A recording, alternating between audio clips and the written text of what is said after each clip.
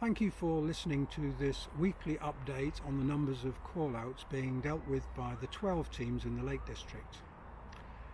As of today, we've had 7 call-outs in this 7th week since the lockdown started. If you were to compare this with the same period in 2019, we had 70 call-outs. Of these, 32 were injuries, 14 medical emergencies, 7 bike-related incidents and 18 searches. Now you might ask the question, why are we getting a message about staying off the mountains? Well, it's not about social distancing, it's not about the exercise, because the mountains are a fantastic place to exercise. The big issue, of course, is the risk. So if there's an injury or medical emergency, those casualties will require an ambulance crew at the roadhead. They will also require involvement from the National Health Service staff back at the hospital. So you can see that by reducing the numbers of call-outs on the mountain rescue teams, you're actually reducing the demand on the National Health Service and saving lives. So that's really, really important for those people who go on the mountain. You just need to listen to that message. I think the BMC, the British Mountaineering Council, are sticking to their position. Your people should be exercising from home.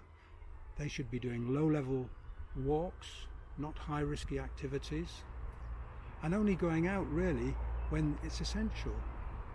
Cumbria Police are repeating their message.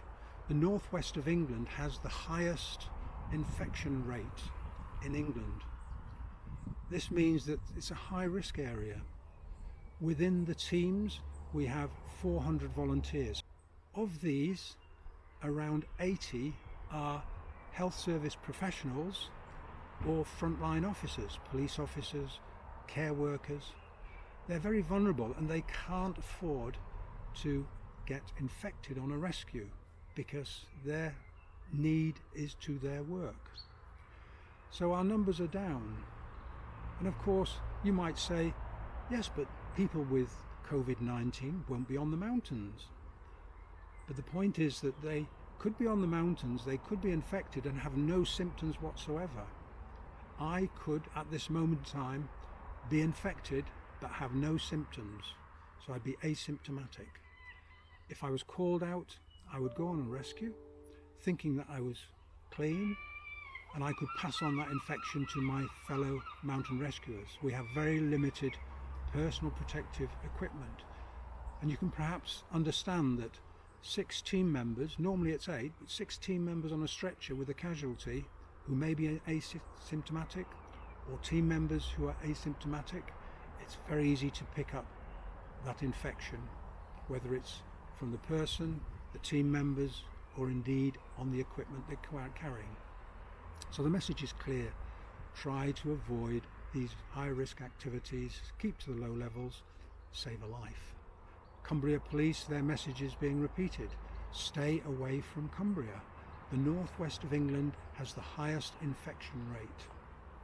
So we don't want to actually have people going out there in large numbers, particularly this weekend where expectations I think are high, where people will think the relaxation of the lockdown is coming. So thanks again for staying off the mountains, keeping on those low-level walks, exercising from home, keeping the demands on the National Health Service to the absolute minimum, keeping our mountain rescue team members safe, and looking after yourselves. Thank you.